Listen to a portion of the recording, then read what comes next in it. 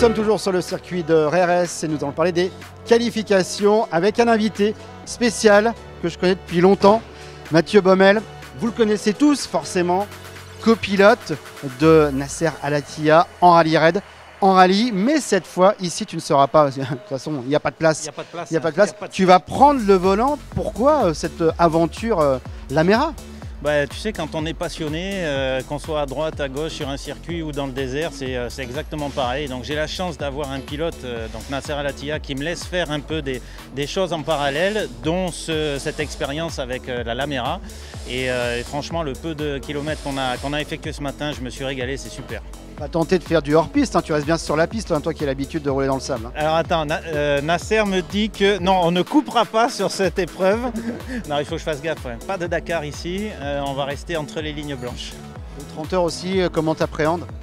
J'ai jamais fait, donc je te dirais dans 30 heures, mais je ne suis pas tout seul non plus. Donc on est 5 équipiers, et des équipiers qui ont déjà l'expérience de ce genre de course.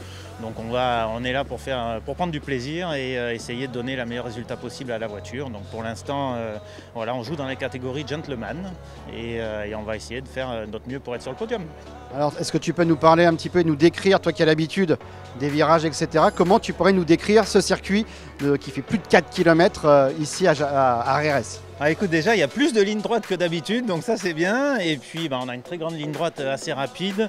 J'ai déjà pris un peu des notes en fait dans ma tête, comme si j'étais avec Nasser, tu vois. Et donc je me récite mes notes dans les virages et j'essaye de me motiver parce qu'on n'est toujours pas assez rapide évidemment. Mais non, mais c'est chouette et franchement c'est un bon complément à ce que je fais dans l'année avec Nasser.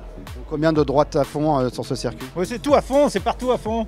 Et ben ouais, et d'ailleurs, on va parler quand même des qualifications parce que premier de gentleman, 10e, donc qualifié pour la Super Pole, puisqu'ici il y avait une Super Pole, il n'y a qu'une course, et puis 10e, mais premier de gentleman, donc bravo. Merci beaucoup, apparemment ouais, c'est une bonne mise en jambe. Donc après sur 30 heures, je pense pas qu'on essaye d'améliorer le temps, mais on va essayer d'être constant, de ne pas faire d'erreurs, et si par chance on peut être sur le podium, ça serait un super résultat.